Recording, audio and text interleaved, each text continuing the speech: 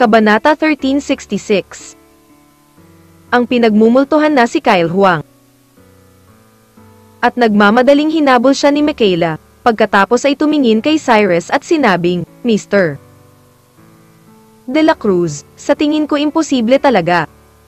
Maaari nating kanselahin ang opening ceremony ngayon. Hindi na kailangang kanselahin. Confident na sabi ni Cyrus. Tumingin si Michaela kay Cyrus na may napakawalang gana na ekspresyon sa kanyang mukha, dahil hindi niya talaga maintindihan kung saan nanggaling ang kumpiyansa ni Cyrus. Ngayon, ang pagkansela sa seremonya ng pagbubukas ay malinaw na ang pinakamatalinong pagpipilian. Ngunit si Cyrus ang boss ng club, kaya walang plano si Cyrus na magkansela, kaya walang magawa si Michaela. Kalalabas lang ni Cyrus sa hotel nang makita niya si Clinton na bumaba sa kotse. Nang makita ni Clinton si Cyrus, nagkunwari pa siyang labis na nagulat, naglakad ng mabilis papunta kay Cyrus, at pagkatapos ay tinanong si Cyrus nang nakangiti, Master De La Cruz, bakit ka nandito? Nagbukas ang club ko. Siyempre nandito ako. Napakakalmang sabi ni Cyrus. Bukas ang clubhouse mo. Tila mas nagulat si Clinton, at pagkatapos ay mabilis na nagsabi. Master De La Cruz, tayong dalawa ay nakatadhana, hindi ko inaasahan na magbubukas ang iyong club ngayon, ang sa akin ay bukas din ngayon, at ang lugar ay pareho pa rin. Talagang faithful. Fiancé ko si Margo. Kaya 9 love ka sa fiancé ko. Pero hindi kami na maliit ng fiancé ko. Tianian Club ang club ko. At gusto mo ring makuha ang Tianian Club. Pero sa ang katapusan ay hindi lamang hindi nakuha. Ngunit nawalan din ito ng daan-daang milyon, at ngayon kahit ang lokasyon at oras ng pagbubukas ay pareho, noong sinabi mong magsasara ang iyong club bago pa man ito magbukas. Nakangiting tanong ni Cyrus kay Clinton. Ikaw. Nang marinig ang mga salita ni Cyrus, si Clinton ay may bakas ng galit sa kanyang mga mata. Pagkatapos ay inayos ang kanyang emosyon at sinabing, Young Master De La Cruz, huwag mag-alala, ang iyong Tianian Club ay isasara, at ang sa akin ay hindi rin isasara. Haha. Tumingin si Cyrus kay Clinton at ngumiti, ngunit hindi nagsalita. Hindi ko alam kung kailan magsisimula ang opening ceremony mo, Mr. De La Cruz. Mahinang tanong ni Clinton kay Cyrus. Alas 10. Cyrus. Medyo interesting yun, alas 10 ang opening ceremony ng club ko. Ngumisi si Clinton. Sa katunayan, binalak din ni Clinton na itakda ang oras sa alas 10. Ngunit pagkatapos niyang mag-isip tungkol dito, mas angkop na itakda ang oras sa alas 10, upang makita ng mga panauhin sa kanyang tabi ang pagbubukas. Seremonya ng panig ni Cyrus at maging ang mga panauhin na naggupit ng laso. Ang kaawa-awang eksenang hindi pinagsama-sama, ngunit ang kanyang tagiliran ay napakasigla, na parang wala nang mas kapana-panabik kay Clinton kaysa dito. Good luck sa opening mo. Mahinang sabi ni Cyrus kay Clinton. Oo, ang 2 oras ng pagbubukas natin ay halos pareho, kung hindi, iimbitahan kita, Mr. De La Cruz, na maging panauhin natin sa paggupit ng ribbon. Ipokritang sinabi ni Clinton kay Cyrus. Matapos marinig ang mga salita ni Clinton, hindi napigilan ni Cyrus na mapamura, at pagkatapos ay mahinang nagsabi. Hindi sayang, ako ang magiging bisita mo kapag nagsara ang iyong club, at mabuti para sa iyo na magkaroon ng seremonya ng pagsasara. Si Michaela, na palaging nakatayo sa tabi ni Cyrus, ay hindi maiwasang mapangiti nang marinig niya ang mga salita ni Cyrus. Hindi na maalaya ni Michaela na si Cyrus ay napakasama sa pananakit ng mga tao noon. Bago iyon, palaging iniisip ni Michaela na si Cyrus ang uri ng tao na hindi gaanong mahilig magsalita. Galit na nagngangalit si Clinton matapos marinig ang mga salita ni Cyrus, ngunit hindi niya pinabulaanan ang anuman, ngunit piniling umalis ng direkta. Mapapahiya ka. Malamig na umungol si Clinton sa kanyang puso. Bandang 9:00. Ang mga bisitang nakatanggap ng liham ng imbitasyon ay sunod-sunod na lumitaw sa harap ng hotel. Si Cyrus ay nakatayo kasama si Michaela, habang si Clinton ay nakatayo kasama ang kanyang maliit na sekretarya. Lahat ay naghihintay sa pagdating ng mga bisita. Makalipas ang ilang minuto, dahan-daang huminto sa gilid ng kalsada ang isang itim na Mercedes-Benz sedan. Isang mataba na nasa katanghaliang gulang na lalaki ang lumabas sa kotse. Ang nasa katanghaliang gulang na lalaki ay panandaliang pinagmasdan ang nakapaligid na sitwasyon, at pagkatapos ay dirdiretsong naglakad patungo sa kinatatayuan ni Clinton. Nang makita ni Clinton ang lalaking nasa katanghaliang gulang na papalapit, bakas sa kanyang mga mata ang pagkasabik, at mabilis niyang sinabing nakangiti, "Mr. Son, nandito ka ba? Bilisan mo at yayain mo ako sa loob." Pagkatapos sabihin ito, dinala ng sekretarya ni Clinton ang nasa katanghaliang gulang na lalaki sa hotel. Siyempre, nakatanggap din ang nasa katanghaliang lalaki ng 2 imbitasyon, isa mula kay Michaela at isa mula kay Humphrey. Ang nasa katanghaliang gulang na lalaki ay hindi nag-atubili at direktang pinili si Humphrey. Pagkatapos ng lahat, si Michaela ay maaaring makasakit, ngunit ang isang tulad ni Humphrey ay hindi makakasakit sa kanya. Kung nasaktan mo si Humphrey sa lalawigan ng Tianyuan, hindi ba't iyon ay panliligaw lamang ng kamatayan? Nagpadala rin ako ng invitation letter sa taong ito. Member pa rin ng club natin ang taong ito. Sabi ni Michaela na medyo hindi nasisiyahan. Hindi mahalaga. Ito ay walang higit sa isang maliit na tao, hindi mahalaga. Marahan na inaliw ni Cyrus si Michaela. Gayunpaman, sa oras na ito, isa pang bisita ang lumitaw. At ang panauhin na ito ay kapareho ng huling nasa katanghaliang gulang na lalaki, at pinili ang panig ni Clinton. Tuwang-tuwa din si Clinton at mabilis siyang binati ng nakangiti. Wala pang 10 minuto, nakatanggap si Clinton ng higit sa 10 boss, ngunit si Cyrus ay walang sinuman. Ang ganitong eksena ay labis na nag-alala kay Michaela. Kung tutuusin, ang pagbubukas ng seremonyang ito ay napakahalaga pa rin para sa hinaharap na pag-unlad ng Tianyuan Club.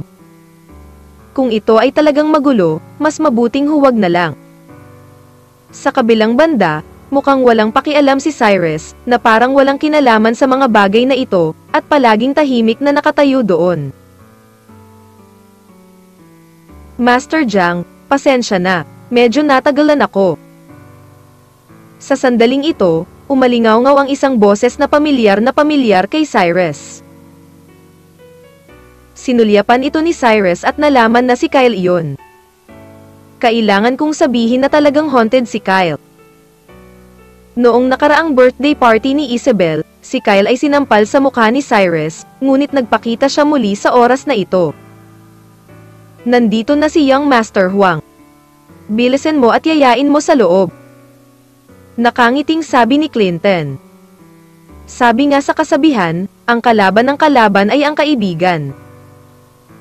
Parehong may madugong alitan sina Kyle at Clinton kay Cyrus, kaya normal lang na magkabit ang dalawa.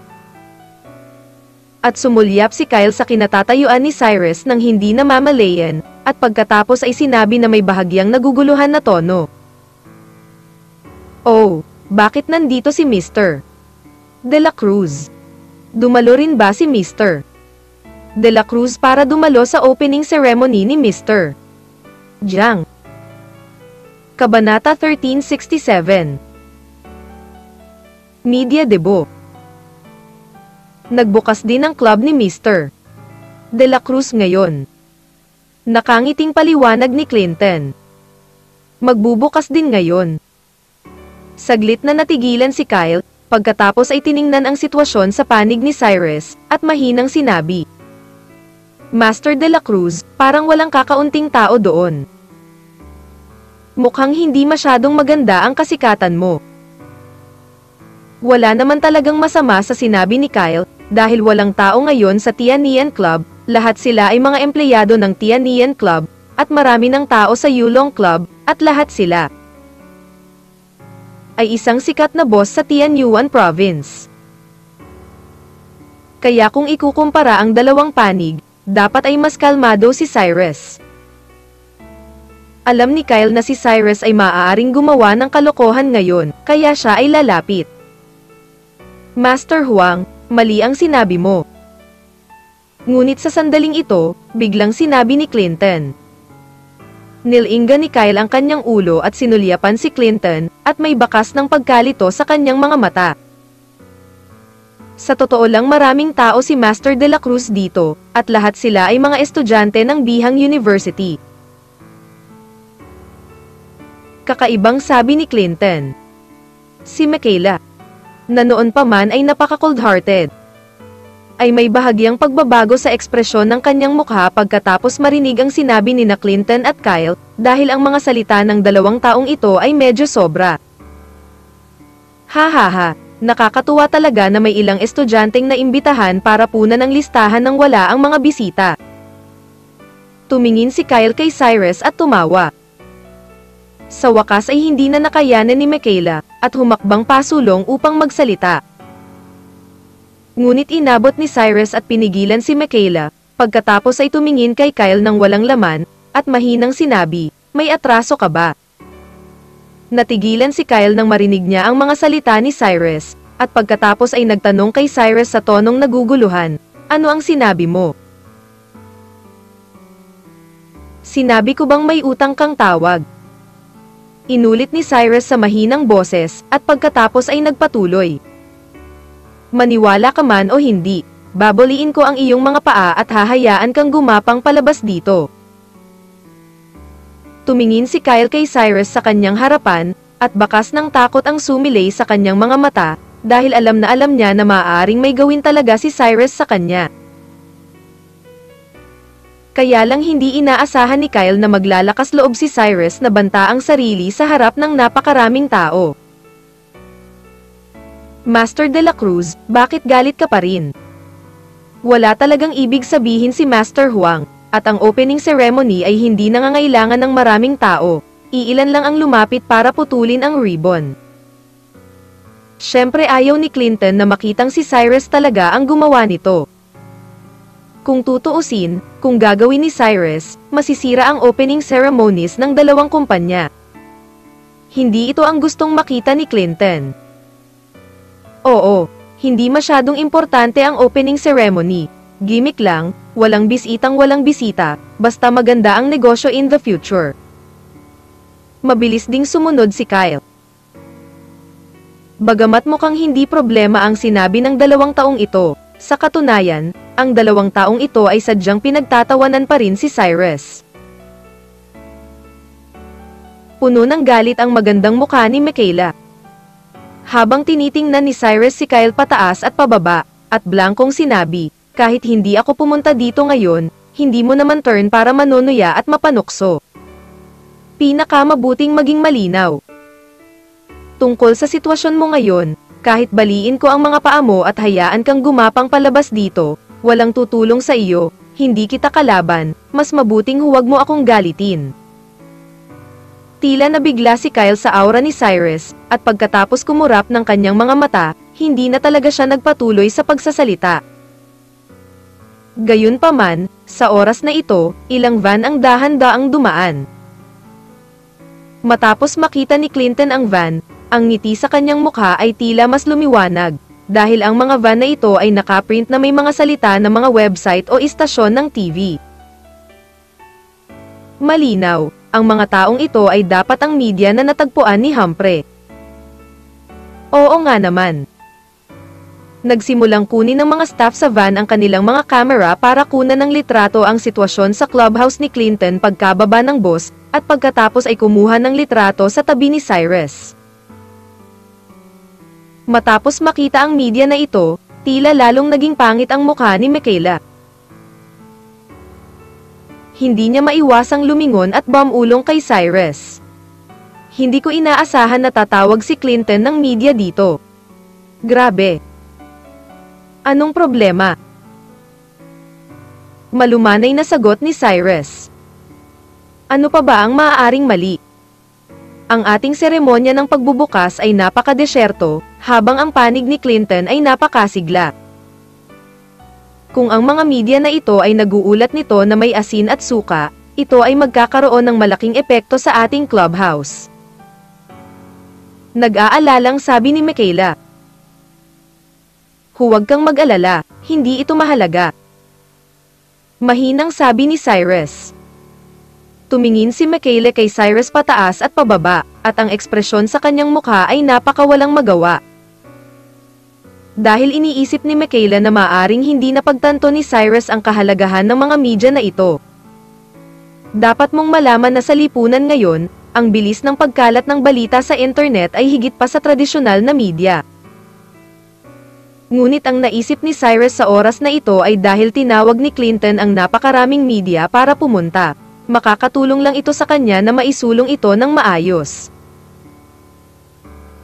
Para naman kay Benny, Michelle at iba pa, walang kabuluhan ang maghintay sa lounge, kaya lumabas silang lahat para panoorin ang saya. Bakit ang daming tao sa tapat? Bakit walang tao sa side ni Cyrus?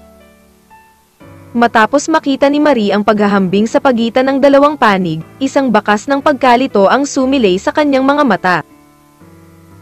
Oo, masyadong halata ang gap, at ang daming reporter. Sumunod naman si Benny. Sa tingin ko, maaaring sinadya ng kabilang partido ang pagbubukas ng seremonya sa tapat ni Cyrus. Ang pamilya ni Michelle ay nasa negosyo, at si Michelle ay isang napakatalino na babae, kaya makikita sa isang sulyap na may hindi tama. Kung talagang sinasadya ng kabilang partido, hindi ba mahihiya si Cyrus ngayon? Sabi ni Benny sa sobrang pag-aalala. Ganito muna sa ngayon. Bahagyang tumango ang Michelle. At si Benny, Stephen at ang iba pa ay nagpakita ng pag-aalalang ekspresyon, ngunit sa kasamaang palad, sila ay mga ordinaryong mayayamang tao sa ikalawang henerasyon. Sa gayong mga sitwasyon, wala silang maitutulong. Gayunpaman, sa oras na ito, isang pink na Maserati sports car ang nakapark sa gitna ng dalawang hotel. Matapos makita ng lahat ang sports car, lahat sila ay nakatutok sa sports car. Maging ang mga media na iyon ay nakatutok sa pintuan ng sports car, naghihintay sa may-ari ng sports car na bumaba sa kotse upang kumuha ng snapshot sa lalong madaling panahon. Inimbitahan pa ni Humphrey ang ilang internet celebrity na may malaking bilang ng mga tagahanga na mag-broadcast ng live. Ibig sabihin, anuman ang susunod na mangyari, makikita ito ng mga taong iyon sa internet sa unang pagkakataon. Nakakatakot pa rin ang epekto nito. Pagkaraan ng ilang segundo, dahan-daang huminto ang sports car. Kabanata 1368. Nandito na ang pamilya tao. Bukas ang pinto. Ang unang bagay na lumalabas mula sa kotse ay isang pares ng mga payat at patas na mga binti. Matapos makita ang magagandang legs na ito, lahat ay nagpakita ng pagtataka. Dahil kahit hindi nila nakikita ng malinaw ang hitsura ng isa't isa, sa pagtingin pa lang sa mga sexing legs na ito, masasabi na nila na ang taong bumaba ng sasakyan sa mga oras na ito ay siguradong isang malaking tao, kagandahan. Sure enough, tuluyan ang bumaba sa kotse ang may-ari ng sports car.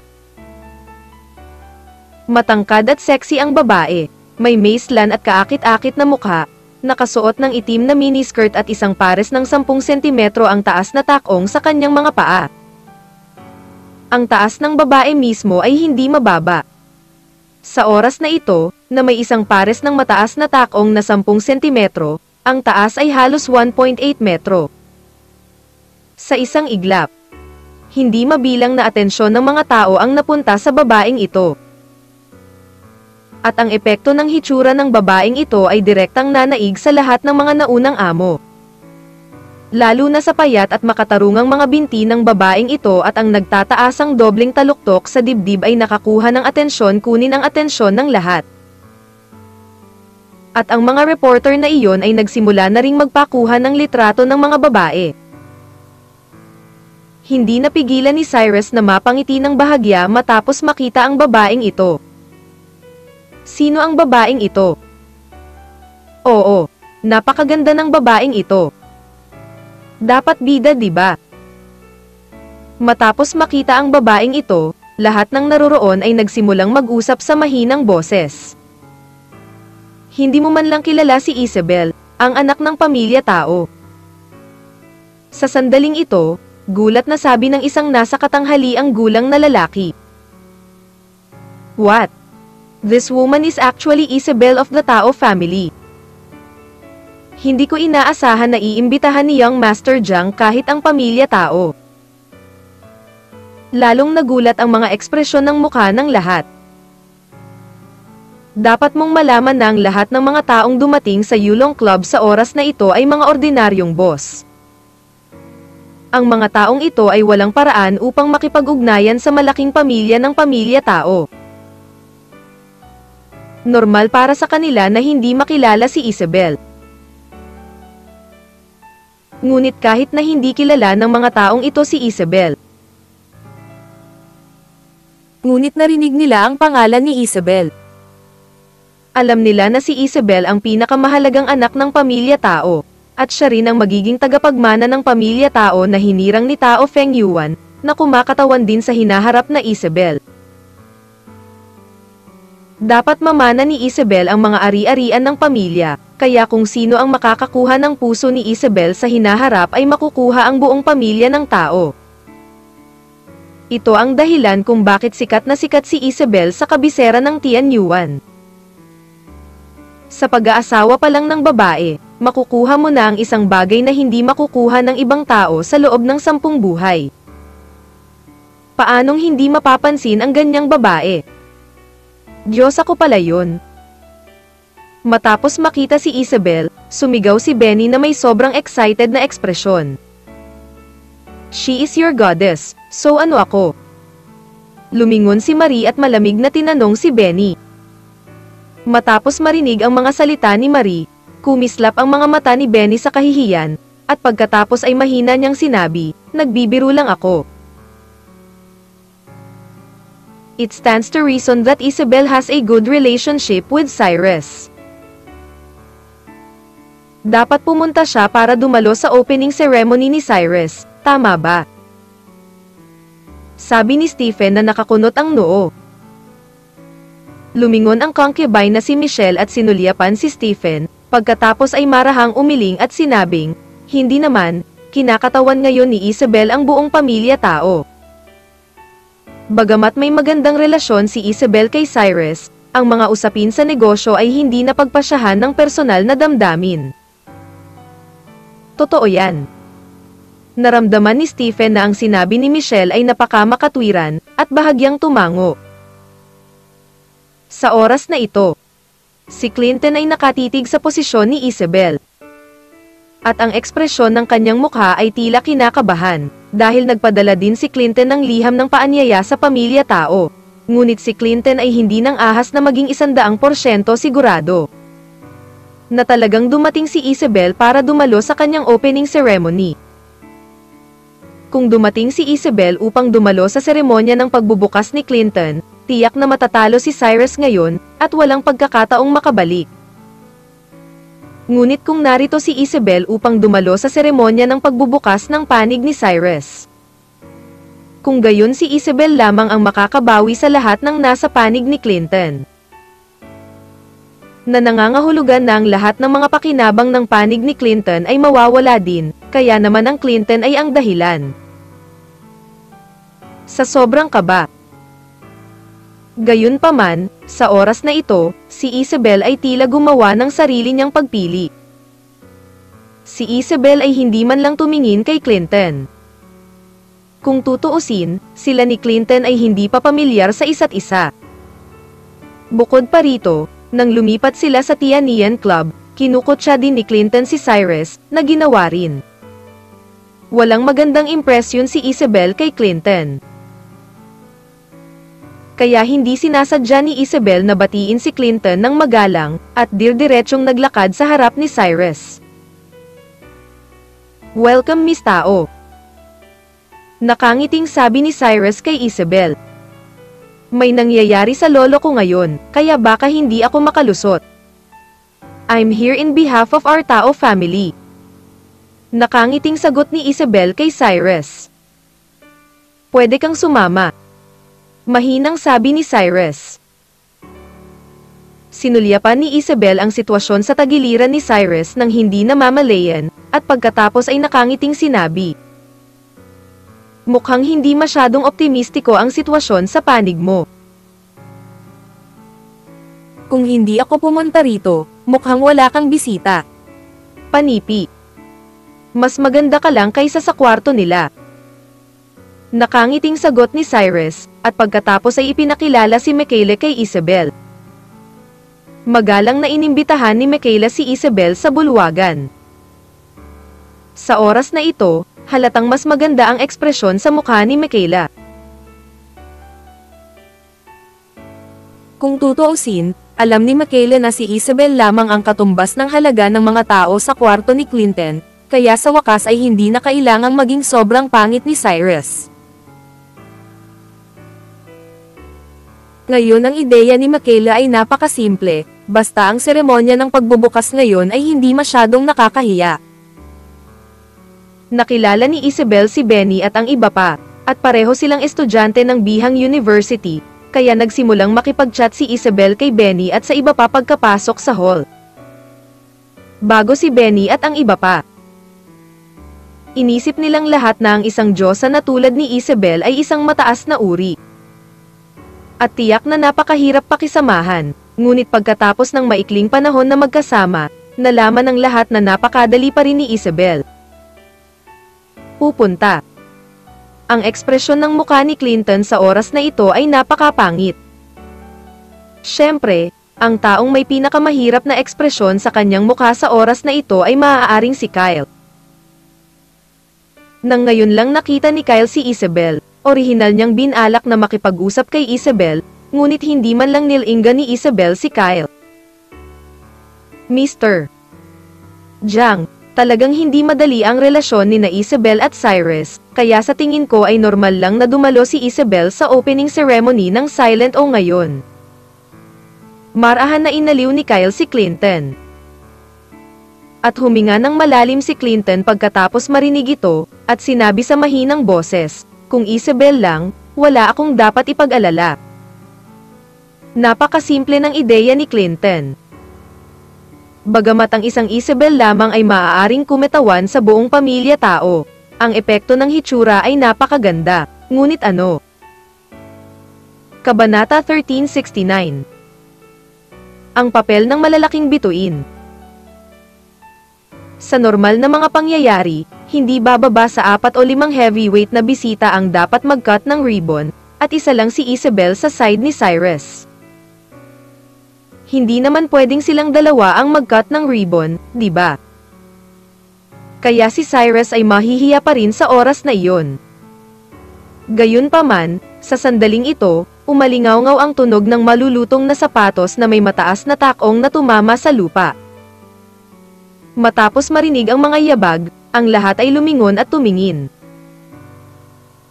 May nakita akong magandang babae na naka-sunglass na mabagal na naglalakad kasama ang kanyang katulong. Bagamat ang malaking dilag na ito ay nakasuot ng salaming pang-araw.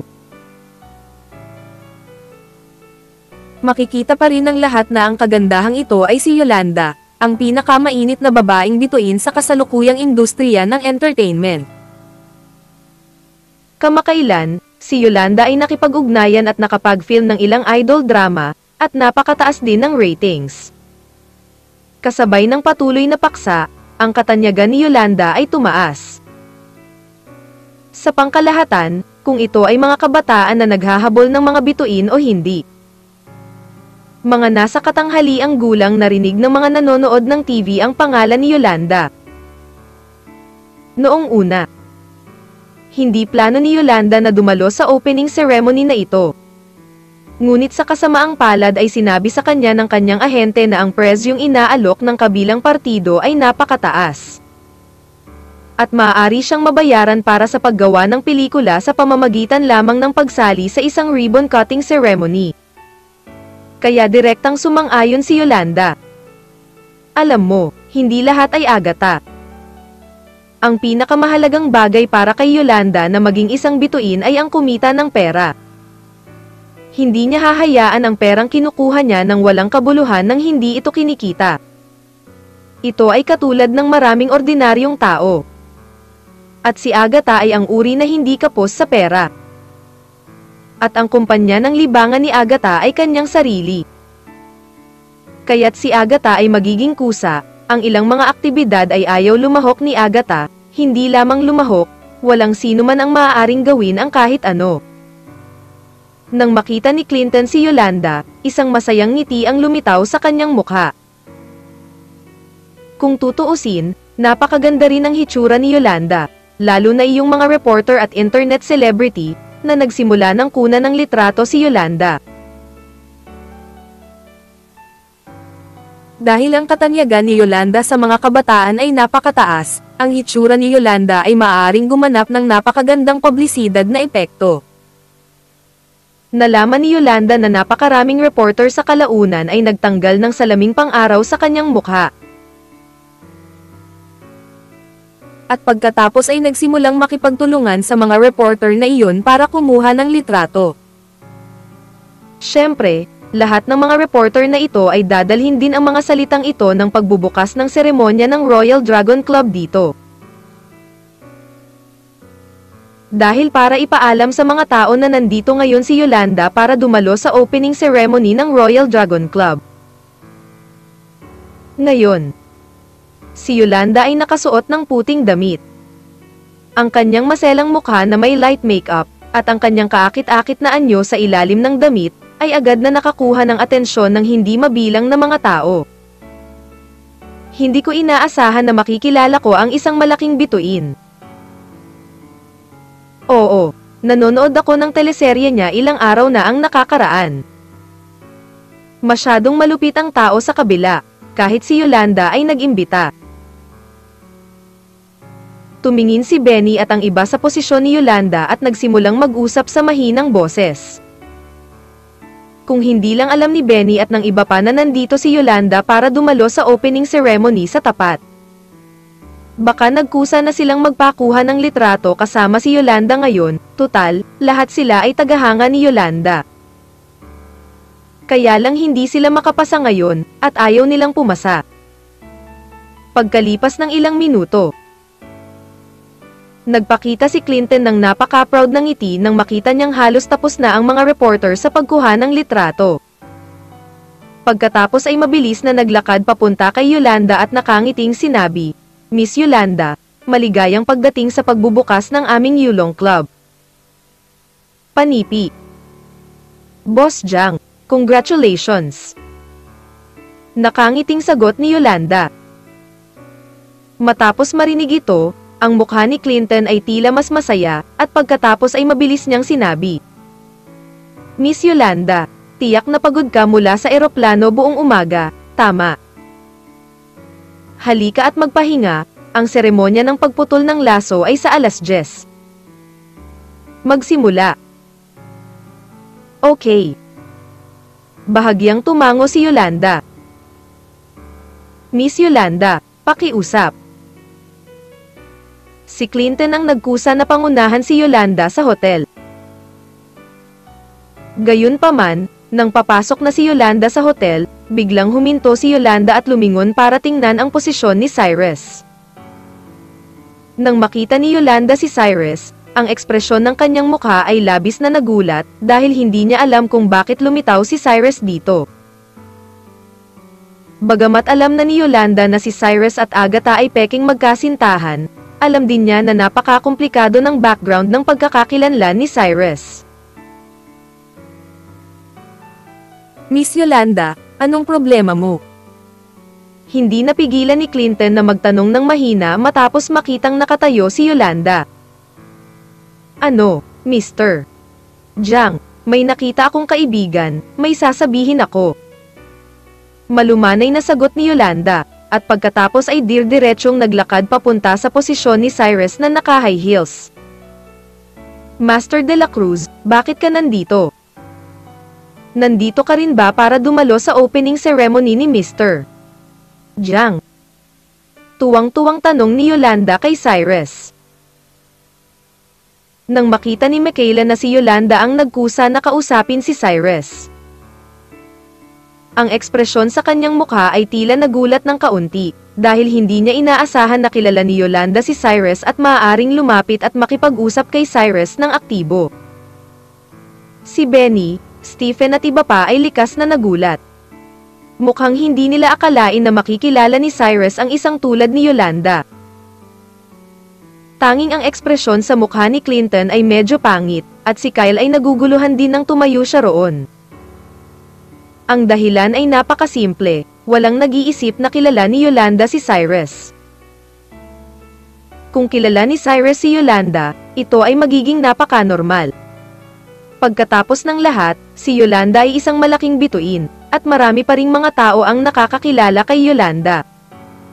Ito ay isang napaka-normal na bagay. Ngunit kilala ni Yolanda si Cyrus, iyon ay isa pang konsepto. Biglang nagkaroon ng masamang pakiramdam si Clinton sa kanyang puso. Gusto ko ring pumunta sa opening ceremony ni Mr. Jiang, pero hindi nila ako sinasadyang imbitahan. Umiti si Cyrus at sumagot kay Yolanda. Saglit na natigilan si Yolanda, at ang ekspresyon sa kanyang mukha ay tila mas naguguluhan. Dahil napaka-formal pa rin ang pananamit ni Cyrus sa mga oras na ito, naramdaman ni Yolanda na dapat dumalo si Cyrus sa ilang mahalagang kaganapan ngayon para magbihis ng ganito. Ngunit sinabi ni Cyrus na hindi siya pumunta para dumalo sa seremonya ng pagbubukas ni Clinton. Para saan siya pumunta?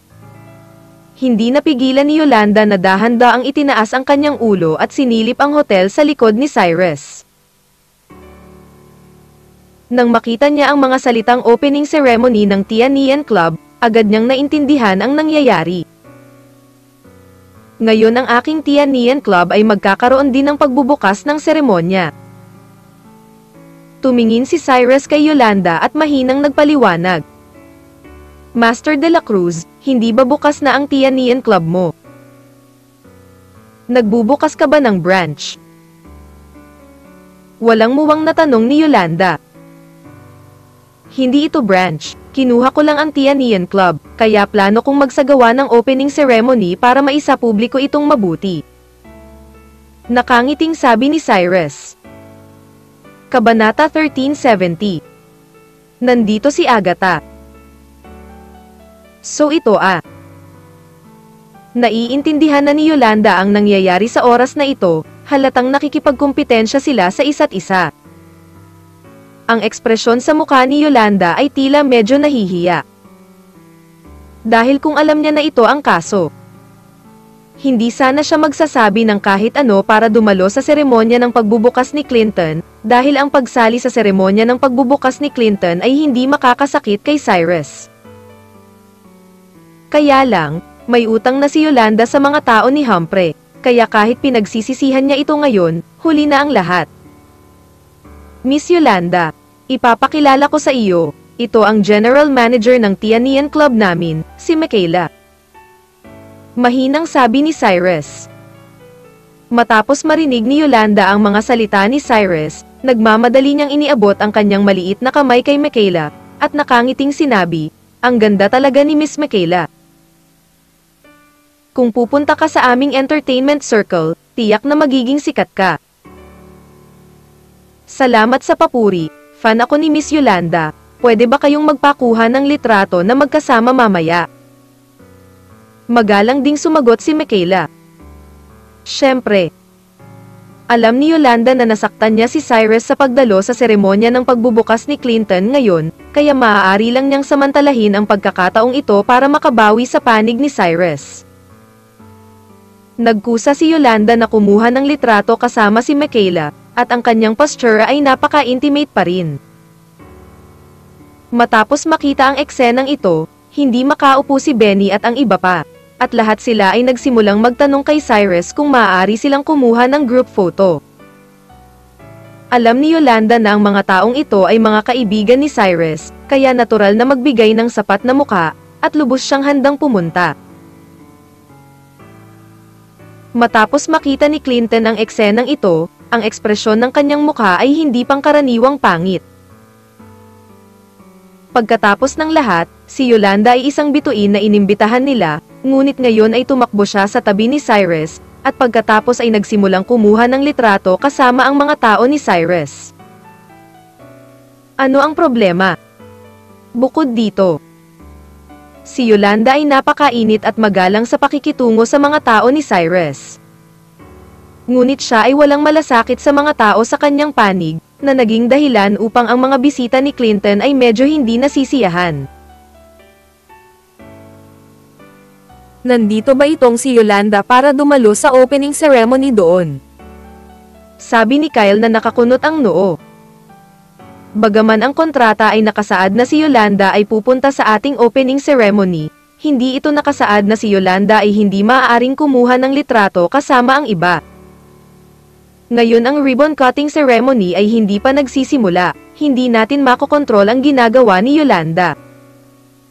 Panipi. Walang magawang sabi ni Clinton. Kung gayon, kailangan mong humanap ng paraan para mapaalis si Yolanda. Ano ang palagi niyang tinitirhan kay Cyrus? Walang imik na sabi ni Kyle.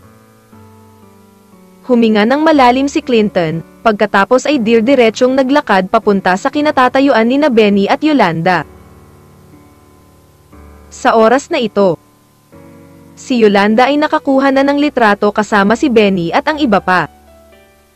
At pagkatapos ay mahinang sinabi, "Young Master de la Cruz, sorry talaga, hindi ko alam na may opening ceremony ka rin dito, kaya pumayag ako na dumalo sa ribbon cutting sa tapat. Kung kailangan mo ng anuman sa hinaharap, maaari kang makipag-ugnayan sa akin anumang oras, at tutulungan kita ng libre. Ayos lang, hindi mo kailangang isapuso ang maliit na bagay na ito." Natural na alam ni Cyrus kung ano ang ibig sabihin ni Yolanda, kaya ngumiti siya. Basta wala kang pakialam, Young Master de la Cruz. Si Yolanda ay tila nakahinga ng maluwag nang marinig niya ang mga salita ni Cyrus, at sinabing nakangiti. Of course I won't mind this kind of thing, total hindi mo naman sinasadya. Mahinang sabi ni Cyrus. Pagkatapos mag-alinlangan ng ilang sandali, mahinang tinanong ni Yolanda si Cyrus, Mr. de la Cruz, pupunta ba si Agatha sa iyong opening ceremony ngayon?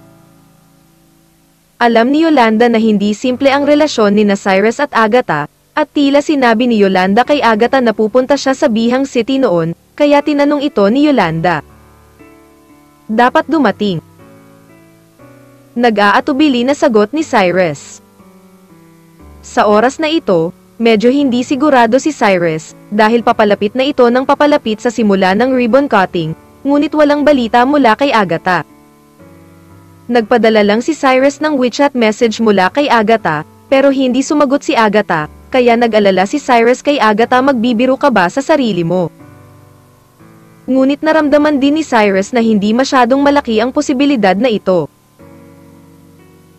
Kung tutuusin, itinaya ni Cyrus ang kanyang buhay para tulungan si Agatha na lutesin ang gulo noong araw na iyon. Kung si Agatha pa rin ang gumanap na Cyrus, hindi ito makatwiran. Narinig ni Clinton ang pag-uusap na ito ni Yolanda at Cyrus sa sandaling lumakad siya sa gilid ni Yolanda. Nang marinig ni Clinton ang mga salitang ito mula sa kanilang dalawa, nagsimulang maging komplikado ang kanyang mga mata.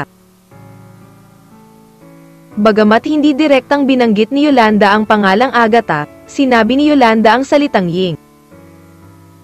At ang katotohanan na si Yolanda ay may magandang relasyon kay Agatha ay alam din ng maraming tao, kaya napaka-normal para kay Yolanda na tawagan si Agatha. Ang ibig bang sabihin ni Yolanda ay inimbitahan ni Cyrus si Agatha? Paano ito posible? Habang mas iniisip ito ni Clinton, mas mali ang nararamdaman niya. Dapat mong malaman na ang bilang ng mga tagahanga ni Agatha ay nakakatakot pa rin.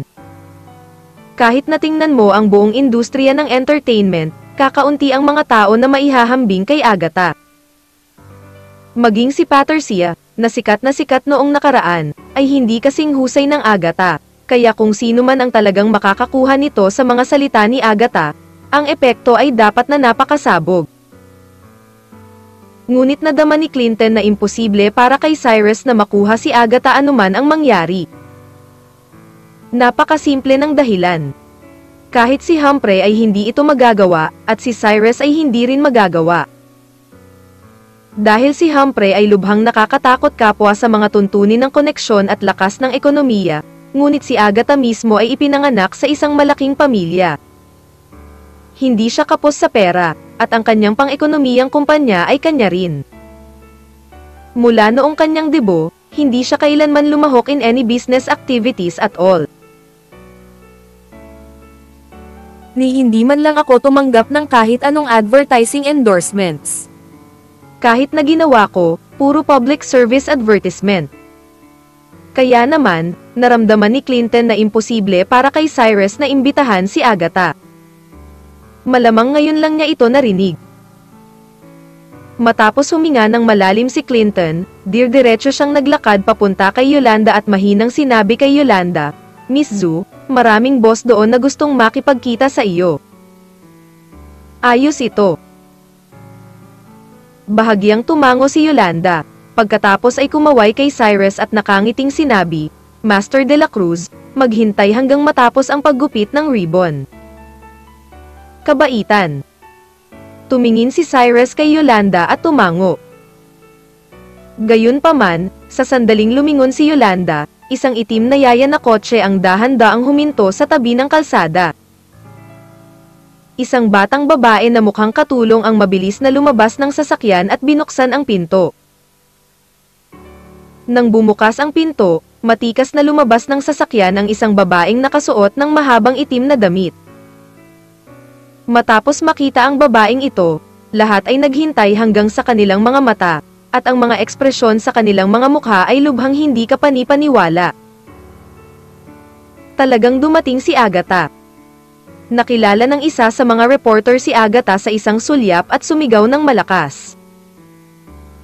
Kabanata 1371.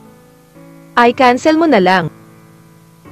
Matapos marinig ng lahat ang pangungusap na ito, lahat sila ay lumingon upang tingnan ang posisyon ni Agatha, at pagkatapos ay lahat ay nagpakita ng hindi kapani-paniwalang mga ekspresyon.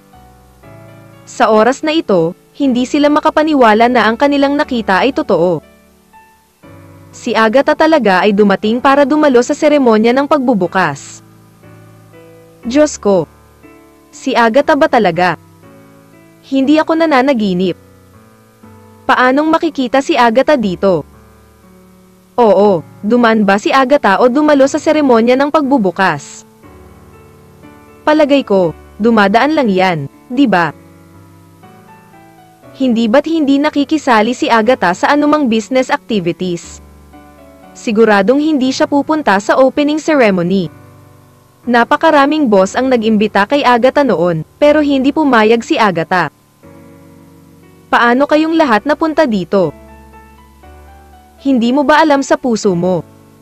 Ang iba ay walang ganitong kakayahan, ngunit hindi ibig sabihin na walang ganitong kakayahan si Mr.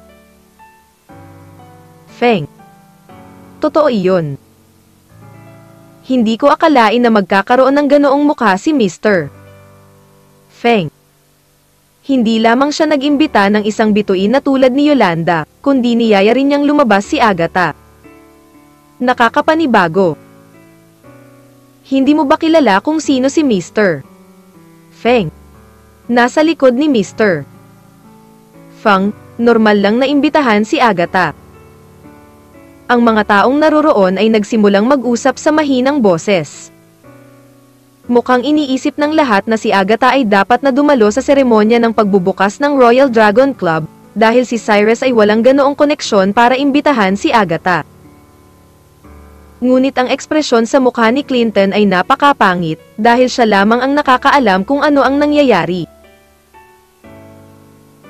Kahapon ay binanggit ni Humphrey si Agatha kay Clinton, ngunit sinabi rin ni Humphrey na bagamat mayroon siyang ganoong ideya, wala siyang panahon para imbitahan si Agatha.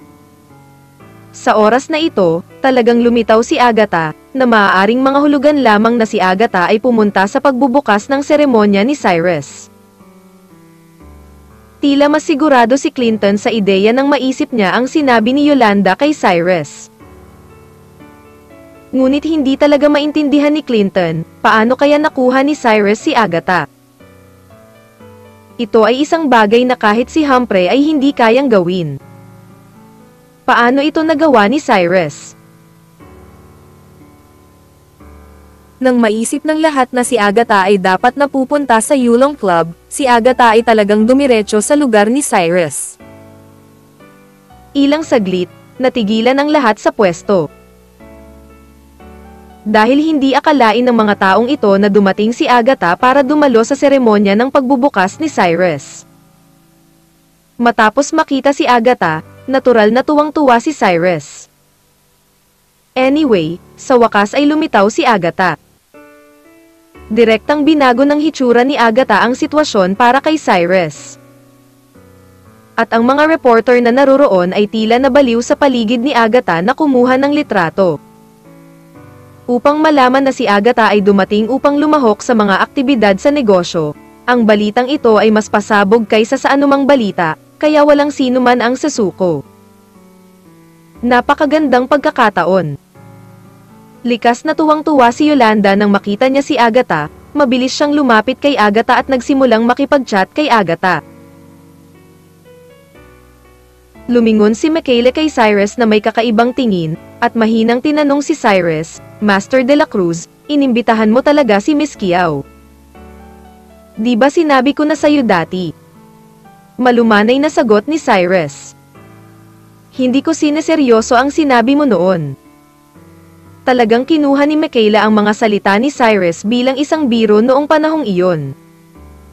Paano niya naisip na napakalakas ni Cyrus na talagang inimbitahan niya si Agatha? Una si Isabel, at ngayon si Agatha. Ang 2 taong ito lang ay napaka-incredible. Gayunpaman, si Benny, Stephen, Marie at iba pa ay ganap na natulala, tumayo sila roon at tumingin sa posisyon ni Cyrus na may halong emosyon. Pagkatapos ng lahat, sa kanilang mga mata, hindi ka panipaniwala na kilala ni Cyrus ang isang malaking bituin tulad ni Yolanda. Ngunit paano nila maiisip na hindi lang kilala ni Cyrus si Yolanda, kundi pati si Agatha, at inimbitahan pa si Agatha sa kanyang opening ceremony. Sino si Cyrus? Tinitigan ni Benny ang kanyang mga mata at nauutal. At medyo curious na tinanong ni Agatha si Yolanda pagkatapos ng simpleng chat. Yolanda, nandito ka rin ba para dumalo sa opening ceremony ni Cyrus? Sa oras na ito, galit na galit pa rin si Agatha sa kanyang puso, dahil pakiramdam niya ay hindi niya inimbitahan ni Cyrus si Yolanda ng pribado sa pamamagitan ng kanyang sarili. Para gawin ito ni Cyrus. I'm not here to attend Mr. De la Cruz's opening ceremony. I'm here to attend the opening ceremony opposite. Si Yolanda ay tila walang magawa at sumagot. May opening ceremony din sa tapat. Tumingala si Agatha sa kinatatayuan ni Clinton, pagkatapos ay lumingon kay Cyrus. Sa oras na ito, naintindihan na ni Agatha kung bakit siya inimbitahan ni Cyrus dito. Ito pala ay dahil naglalaban ang 2 club. Nagkataon lang na 2 club ang nagbukas ng sabay. Hindi napigilan ni Agatha na huminga ng mahina sa kanyang puso. Hindi ito kasabay, 10:00 sa tabi ko, at 10:00 sa tabi mo. Mahinang paliwanag ni Yolanda. Saglit na pinagmasdan ni Agatha ang sitwasyon sa magkabilang panig, at kitang-kita na mas maraming tao sa kabilang panig kaysa sa panig ni Cyrus. Cyrus, gusto mo tulungan kita? Nakangiting tanong ni Agatha kay Cyrus. Ang mga mata ni Cyrus ay kumislap sa pagkalito nang marinig niya ang mga salita ni Agatha, at pagkatapos ay mahinang nagtanong, "Paano mo ako tutulungan?"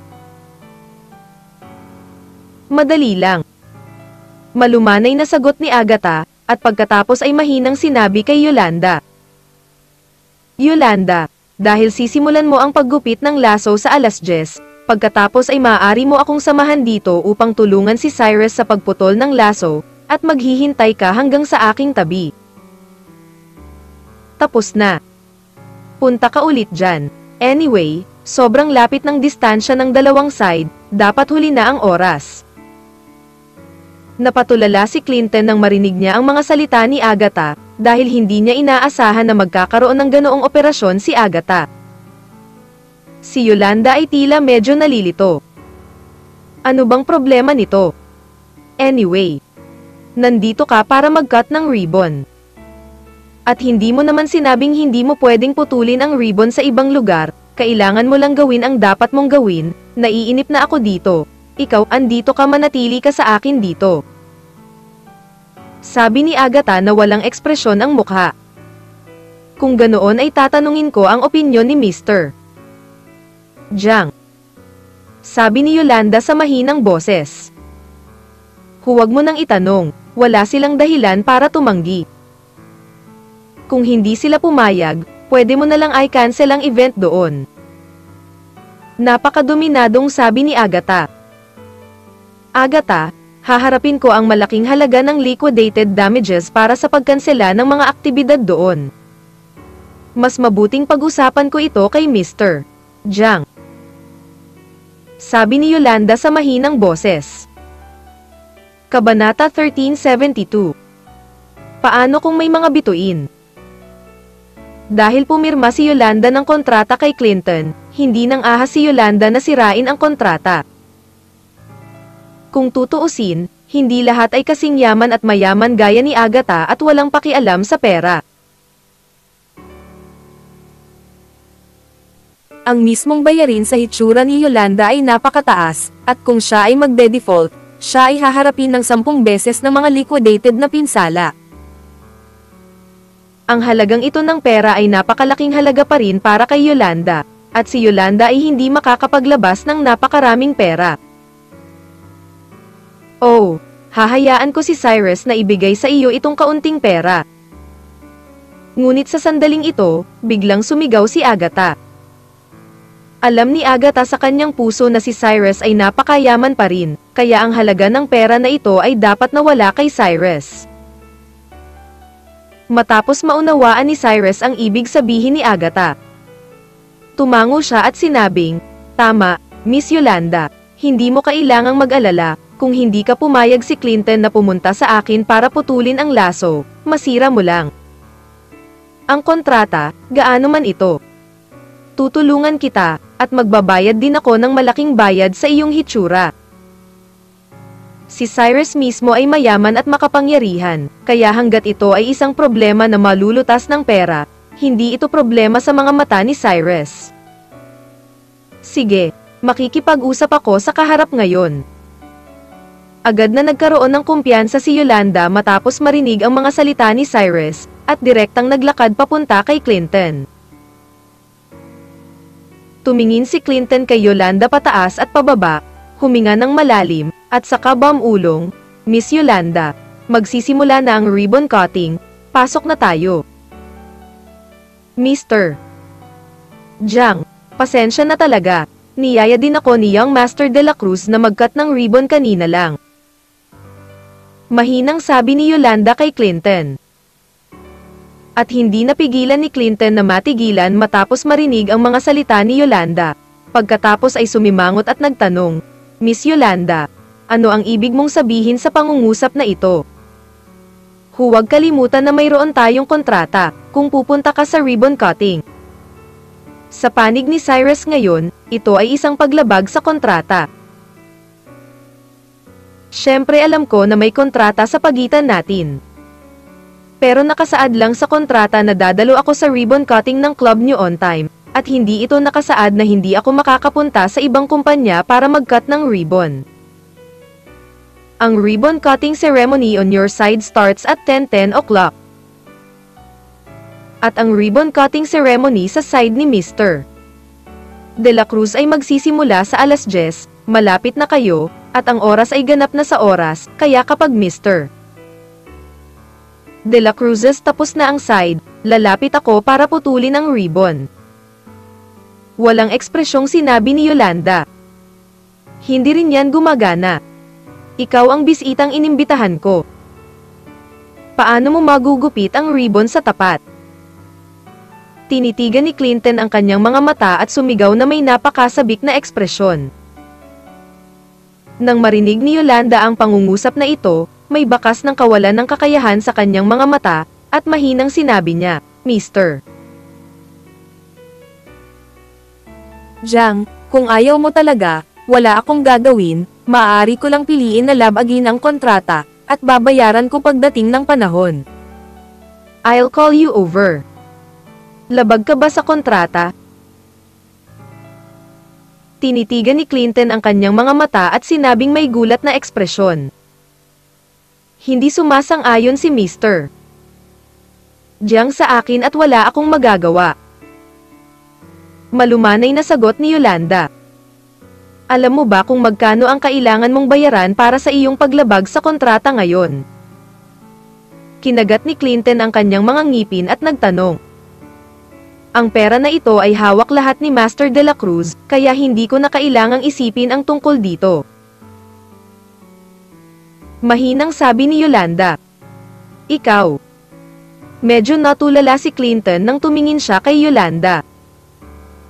Master Jiang, dahil gusto ni Miss Yolanda na pumunta sa tapat para i-cut ang ribbon, then go, basta hindi ito makakaapekto sa ribbon cutting sa side natin. Ngunit sa sandaling ito, biglang sumigaw si Kyle. Master Huang, ano ang sinasabi mo?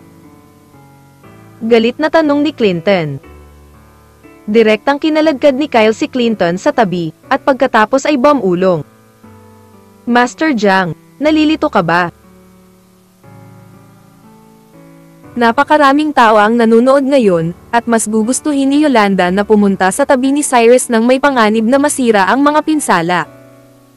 Mayroon ka bang anumang bagay na iwan si Yolanda, sabihin mo sa akin. Kung gayon, hindi mo maaaring hayaan si Yolanda na pumunta sa tapat, tama. Nagnganga ang mga ngipin ni Clinton at sinabi. Wala tayong desisyon kung pupunta si Yolanda sa kabilang panig.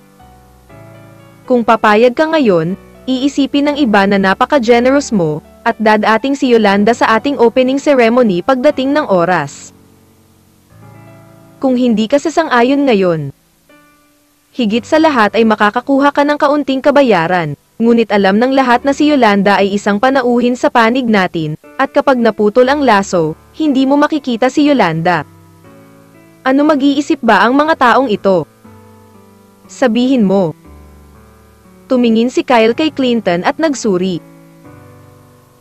Huminga ng malalim si Clinton at hindi nagsalita. Sa madaling salita, Master Jiang, dapat nahihiya ka ngayon. Sa tingin mo ba mas mabuting mapahiya ka o itapon na lang sa bahay? Walang ekspresyong sinabi ni Kyle. At si Clinton ay malinaw din sa kasalukuyang sitwasyon, kaya kahit na ayaw niya sa kanyang puso, wala siyang pagpipilian kundi ang pagngangalit ang kanyang mga ngipin at sabihin kay Yolanda. Okay, dahil gusto ni Miss Zhu na putulin ang laso sa kabaligtaran. Tabi, pagkatapos ay maaari kang mauna, ngunit huwag ipagpaliban ang paggupit ng laso sa aking tagiliran. Mr. Jiang, huwag kang mag-alala, siguradong hindi ako magtatagal. Nakangiting sagot ni Yolanda, at saka diretsyong naglakad papunta sa Tianyan Club ni Cyrus na naka-high heels. Matapos makita ang eksenang ito, ang lahat ay nagpakita ng naguguluhang ekspresyon. Dahil hindi nila naiintindihan na si Yolanda ay halatang isang bituin na inimbitahan ni Clinton, ngunit ngayon ay pumunta silang lahat sa panig ni Cyrus. At natural na hindi ibibigay ng mga reporter na iyon ang napakagandang pagkakataon sa oras na ito, kaya pinalibutan nilang lahat si Cyrus. Nag-react lang si Clinton nang makita niya ang eksenang ito. Nakahanap siya ng napakaraming media, ngunit lahat sila ay para kay Cyrus. Noong una, plano ni Clinton na samantalahin ang pagkakataon ngayon para ipahiya si Cyrus, ngunit ngayon lang niya napagtanto na ang taong talagang napahiya ay hindi si Cyrus, kundi ang kanyang sarili. Bagamat si Clinton ay may maraming malalaking boss dito, ngunit sa kasamaang palad ang mga malalaking boss na ito ay hindi kapareho ni Yolanda at Agatha. Iyang Master Jiang, hindi mo kailangang mag-alala masyado. Bagamat nagpunta doon si Yolanda, babalik siya sa oras na iyon, at maraming mga boss sa ating panig, kaya sa pananaw ng eksena, ang ating panig ay may higit pa. Mga pakinabang. Magiliw na hinikayat ni Kyle si Clinton. Tila bahagyang lumambat ang ekspresyon ni Clinton nang marinig niya ito. Dahil kahit na may ilang mas importanteng bisita si Cyrus, mukha pa rin siyang desyerto, habang ang kanyang tagiliran ay napakasigla. Sa oras na ito, marami pa ring bisita ang pumapasok sa venue, at ang mga taong ito ay dumating din sa Clinton. Tama ka, paano kung may dalawang babaeng bida sa side ni Cyrus? Ngayon hanggat nakikita ito ng sinumang may discerning eye, mas masigla ito dito. Sabi ni Clinton sa mahinang boses. Kabanata 1373. Siya ay anak ni Vincent. Oo, paano kung hayaan natin si Young Master Jiang na maging Yolanda? Nakangiting sabi ni Kyle.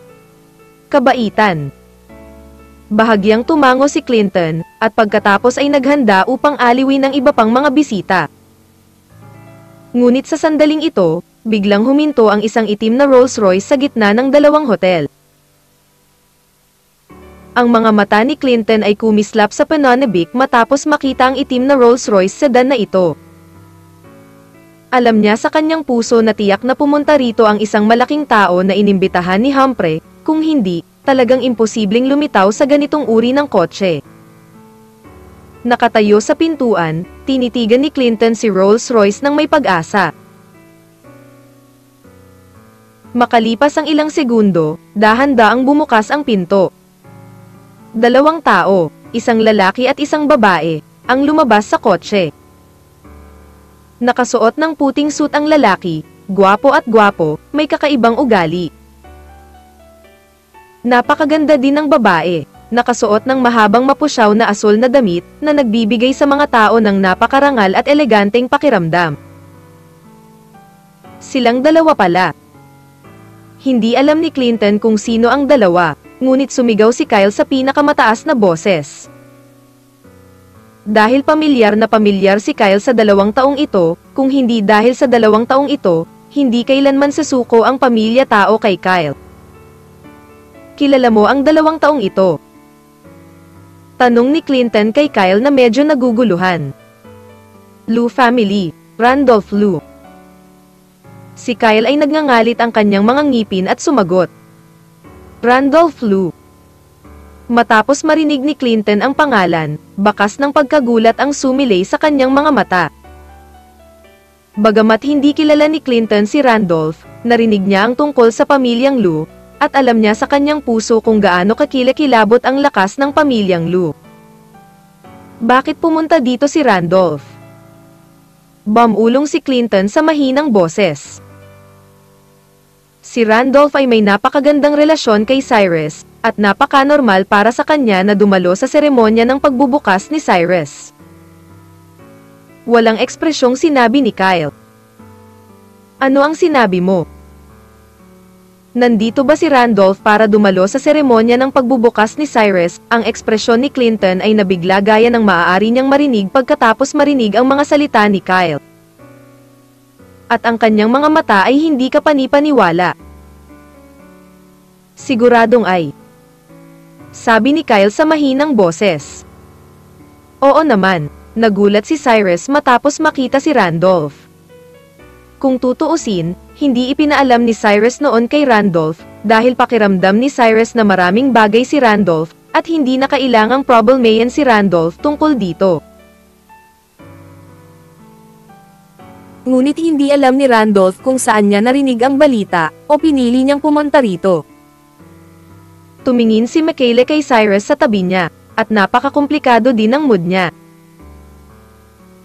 Dahil sa tingin niya ay masyadong nakakatakot ang mga koneksyon ni Cyrus, hindi lang sina Isabel at Agatha ang naimbitahan, ngunit ngayon ay may young master na tulad ni Randolph. Kuya Cyrus, masyado ka bang masama? Matapos makita si Cyrus, tumawa at sumigaw si Randolph. Kuya Randolph, nandito ka ba? Medyo nahihiyang sabi ni Cyrus. Hindi mo man lang sinabi sa akin noong nagbukas ang club mo. Nag-aalala ka ba na libre akong kakain at iinom? Ngumiti si Randolph at mahinang nagtanong. At nag-react ang lahat pagkatapos marinig ang mga salita ni Randolph. Talagang inimbitahan ni Cyrus si Randolph, ngunit si Randolph mismo ang pumunta rito.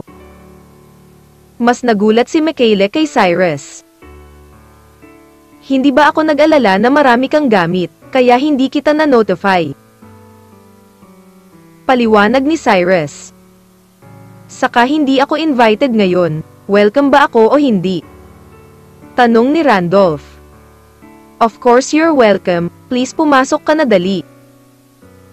Tumalikod si Cyrus upang ipakilala si Michaela, at pagkatapos ay hiniling kay Michaela na aliwin si Randolph sa bulwagan.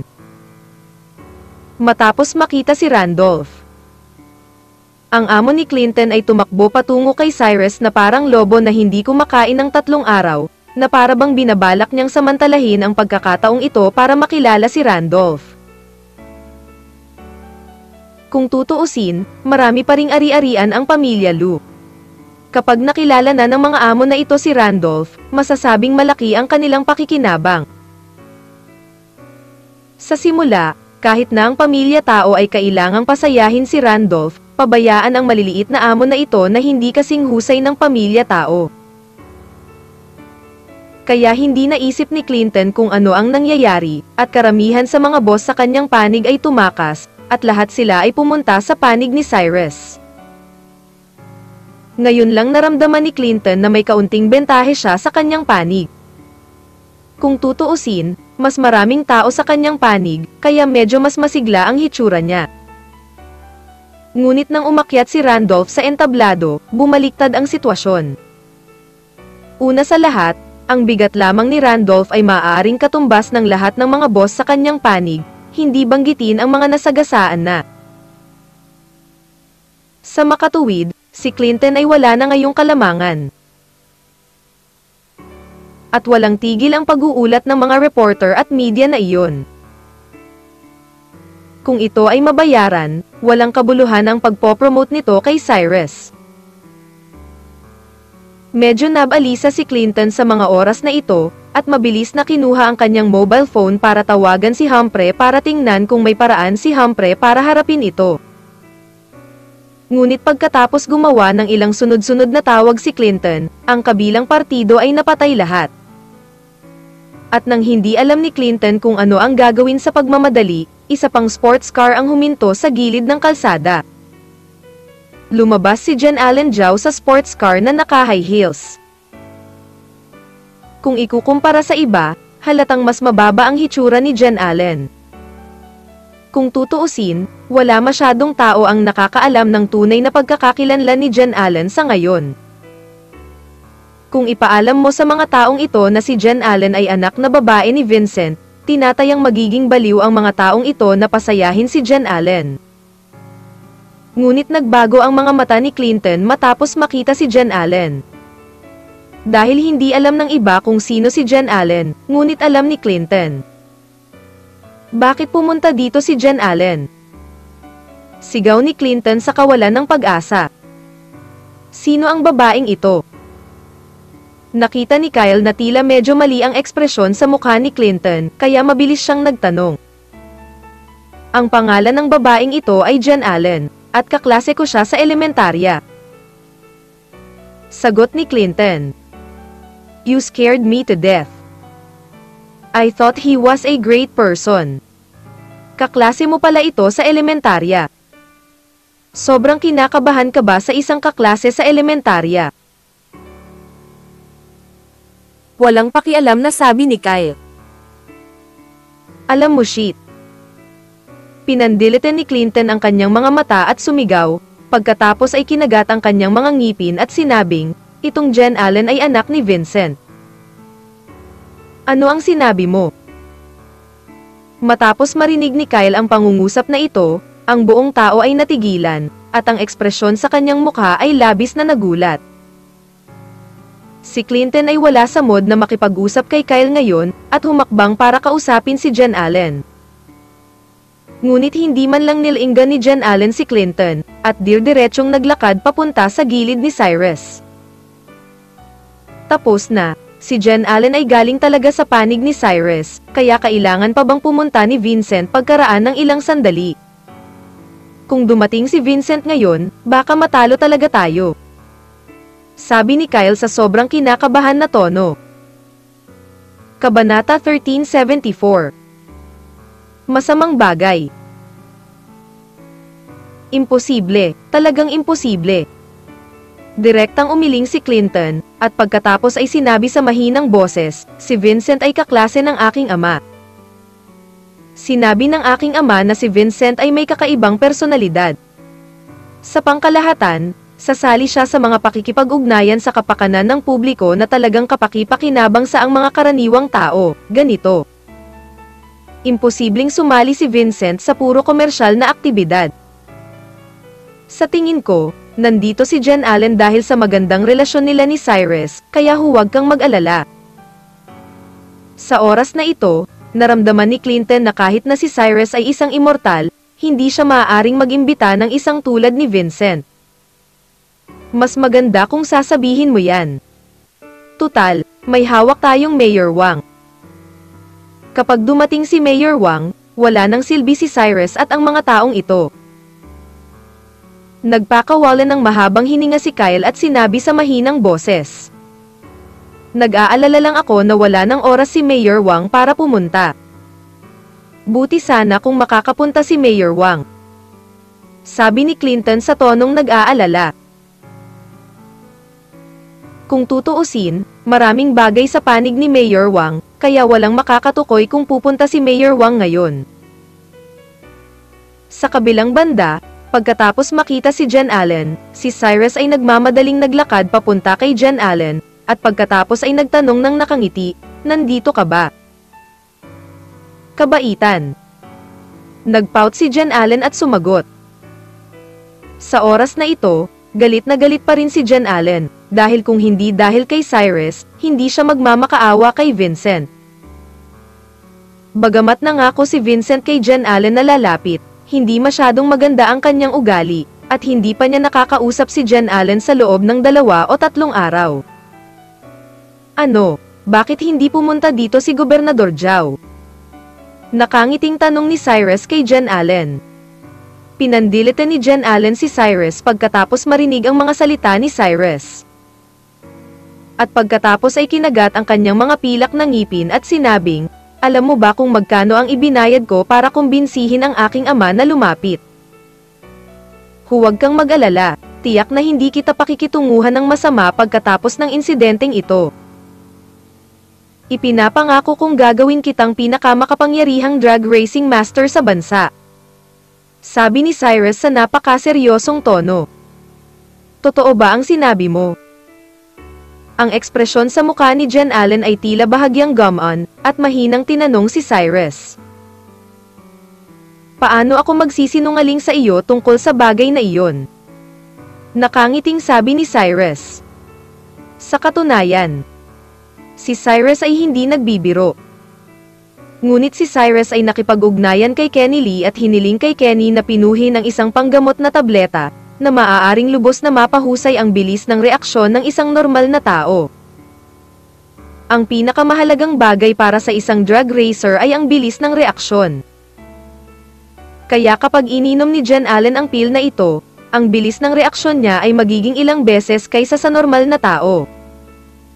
Sa oras na iyon, tiyak na walang problema si Jen Allen na harapin ang mga normal na racing driver. If you dare to lie to me, I'll definitely stop with you. Itinuro ni Jen Allen si Cyrus na may maliit na bibig. Don't worry, I won't lie to you, kailan kaya dadating ang papa mo? Nag-aalalang tanong ni Cyrus kay Jen Allen. I called my dad just now. My dad said that he's still having a meeting there. I guess he can come over a while. Mahinang sabi ni Jen Allen. Sige, basta makapunta siya. Masayang tumango si Cyrus. Nga pala, may sasabihin pa sana ako sa'yo. Tumingin si Jen Allen kay Cyrus at sinabi. Ano ang nangyayari? Tanong ni Cyrus. Tama, sabi ng tatay ko, hindi pa siya sumasali sa kahit anong business activities, and this time is of course no exception. Kung tutuusin, kung kumalat ito, hindi magiging maganda ang impact, so let me tell you that he brought ang ministro ng edukasyon dito ngayon. Sa oras na iyon, sasabihin na nag-donate ka ng 100 Hope Primary Schools sa probinsya, at ang halaga ng isang elementarya ay 500,000 pesos, para makapaghanda ka ng 50 milyong pesos. Tumingin si Jen Allen kay Cyrus at sinabi. Okay, walang problema dyan, may ihahanda ako ngayon ng tseke. Bahagyang tumango si Cyrus, at pagkatapos ay pinapante si Jen Allen sa bulwagan. Ate Michaela, pumunta ka na at maghanda ng tseke na 50 milyon para sa akin ngayon. Pagkatapos ayusin si Jen Allen, naglakad si Cyrus sa gilid ni Michaela at bumulong. Okay. Hindi tinanong ni Michaela si Cyrus kung ano ang kanyang gagawin, pumayag lang siya, at pagkatapos ay nagsimulang tumawag. Makalipas ang ilang minuto, nagpadala ng tseke ang assistant ni Michaela. Lumingon si Michaela kay Cyrus, at pagkatapos ay tinanong si Cyrus sa tonong naguguluhan, Master de la Cruz, sino ang babaeng iyon ngayon? Anak ni Vincent. Malumanay na sagot ni Cyrus. Matapos marinig ni Michaela ang mga salita ni Cyrus, agad siyang nabigla sa malakas na personal na koneksyon ni Cyrus. Una ang pamilya-tao, pagkatapos ay si Agatha Randolph, at ngayon ay anak na babae ni Vincent. Inimbitahan talaga silang lahat ni Cyrus sa 3 taong ito. Naramdaman ni Michaela na kahit si Lani ay maaaring hindi ganoon kalaki ang mukha. Bukod dito, nalaman din ni Michaela na maraming kakilala si Cyrus sa mga kagandahan, dahil lahat ng mga dilag na lumitaw sa labas ni Randolph ay pawang mga kagandahan. Hindi ko ine-expect na ganito pala kaganda ang babaeng karelasyon ni Master de la Cruz. Hindi napigilan ni Michaela na bumantong hininga sa loob. At ang mga tao mula sa panig ni Clinton ay nagsimulang matalo. Kung tutuusin, sa oras na ito, napagtanto ng mga amo na ito kung gaano kakilakilabot ang mga koneksyon ni Cyrus. Ayaw nilang masaktan si Cyrus dahil dito, at ang panig ni Cyrus ay puno ng kagandahan. Babae. Ang mga dilag na ito ay hindi maaaring lapitan kahit magkano ang kanilang ginastos, kaya maraming mga amo ang pinipiling pumunta sa tabi ni Cyrus dahil sa mga kagandahang ito. Dati ay one-sided na sitwasyon, ngunit ngayon ay isang napakalaking pagbabago ang naganap.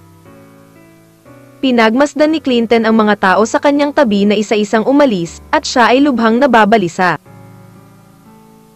Orihinal na binalak ni Clinton na gamitin ang pagkakataong ito para sampailan si Cyrus sa mukha, at pagkatapos ay i-promote ang kanyang Yulong Club.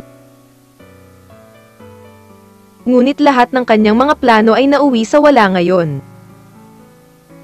Dahil alam niyang mabuti para sa kanya na hindi siya masampal sa mukha ni Cyrus ngayon, at ito ay karaniwang imposible para sa kanya na masampal si Cyrus sa mukha.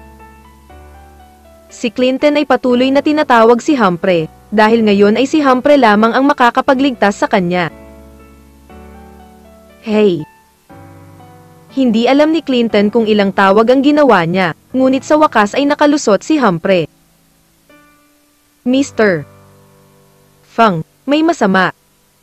Hininaan ni Clinton ang kanyang boses at sinabi sa sobrang excited na tono. Anong mali? Anong mali? Naghihinalang tanong ni Humphrey.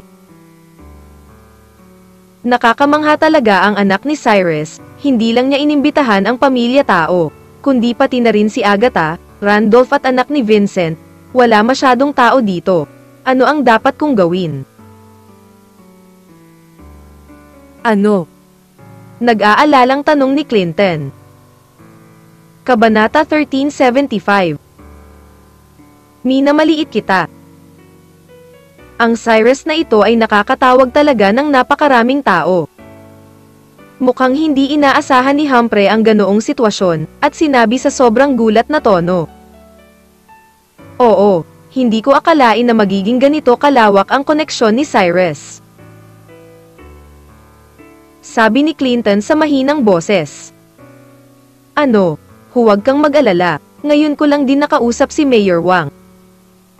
Sigurado si Mayor Wang nalilipas din ang araw na ito.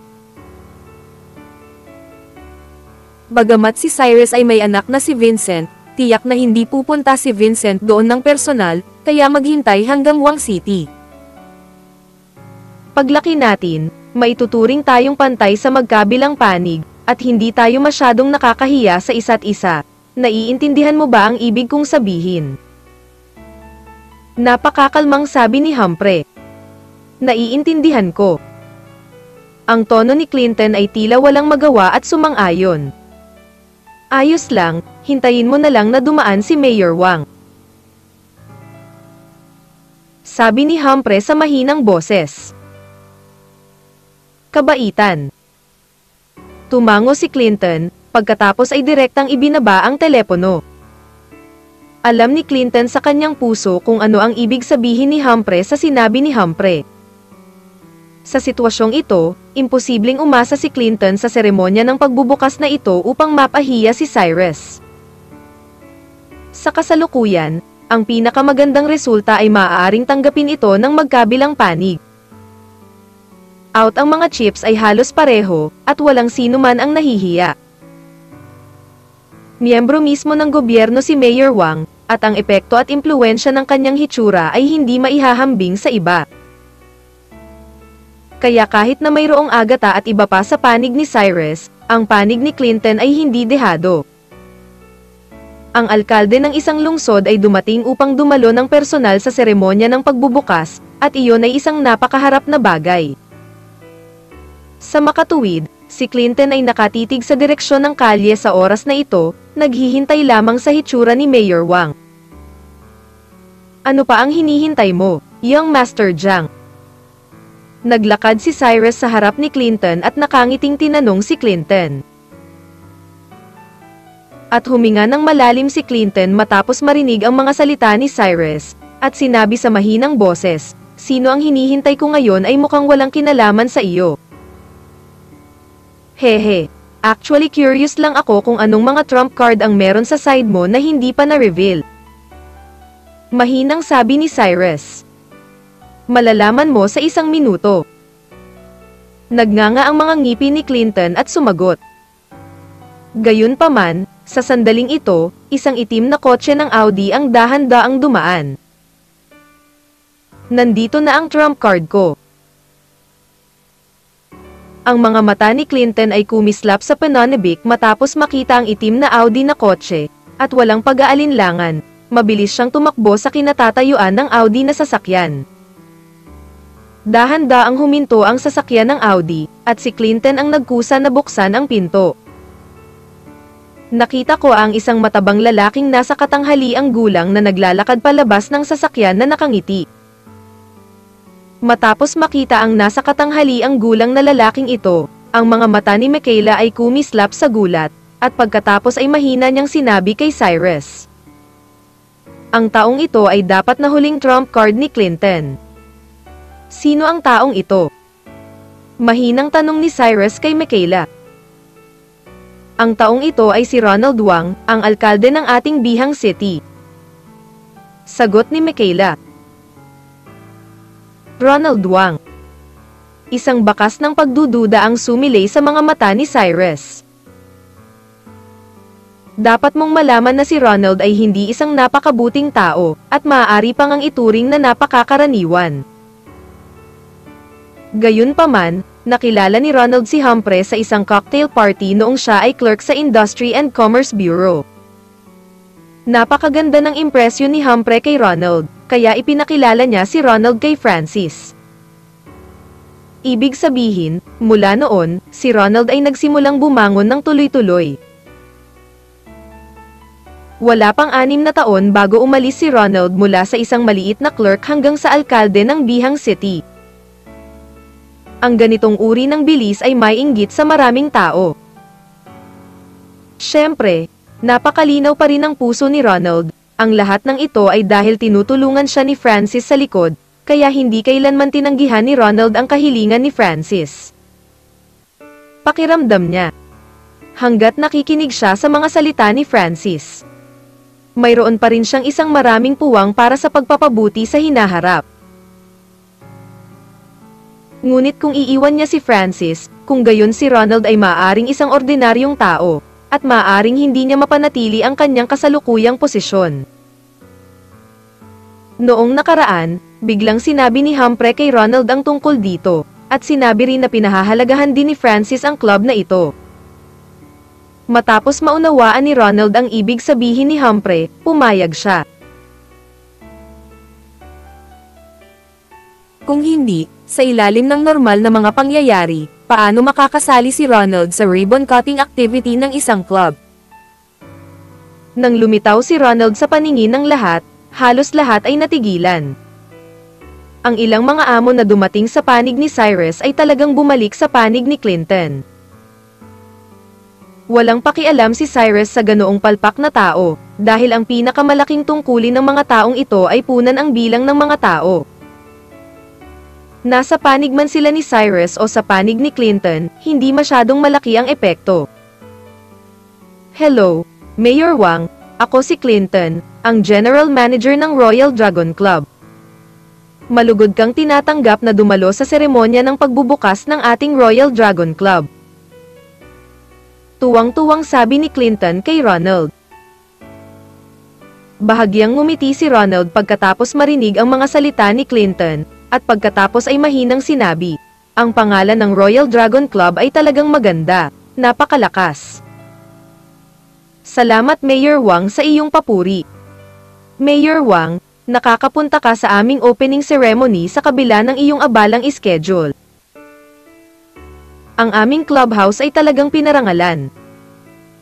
Sa ngalan ng lahat ng mga kawani ng aming clubhouse, nais kong ipahayag ang aking pasasalamat.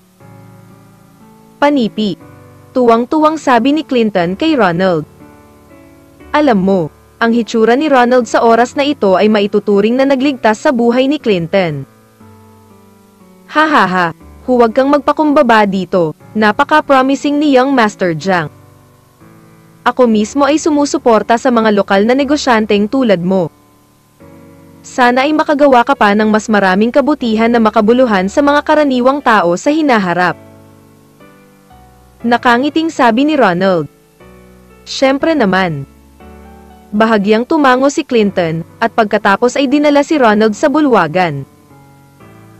Sa oras na ito, ang Clinton ay maituturing na walang katapusang tanawin. Kung tutuusin, kahit sa buong Bihang City, walang gaanong tao ang maaaring mag-imbita ng mga tao tulad ni Ronald, ngunit si Clinton ay maaaring mag-imbita sa kanila. Ito ay makikita mula sa Clintons pag-uugali, kakayahan. Ang mga reporter mula sa mga istasyon ng TV na naroroon ay pinalibutan din si Ronald at nagsimulang interviewin si Ronald. Nakaramdam ng saya si Clinton matapos makita ang eksenang ito. Kung tutuusin, kung ipapalabas ang panayam na ito mula sa istasyon ng TV, magkakaroon ito ng napakagandang publisidad na epekto para sa Yulong Club. How about Cyrus? Nakita mo na ba ang hole card ko? May hole card ka pa ba? Isang hakbang pasulong si Clinton at tinanong si Cyrus sa napakayabang na tono. Pwede mo pang imbitahan si Mayor, minaliit talaga kita. Walang ekspresyong sabi ni Cyrus. Dapat lang na minaliit kita. I originally planned to take this opportunity para sampailan ka, pero hindi ko inasahan na medyo magaling ka, at marami kang naimbitahang malalaking tao, pero kumpara sa akin, medyo pandak ka pa. Sabi ni Clinton sa mahinang boses.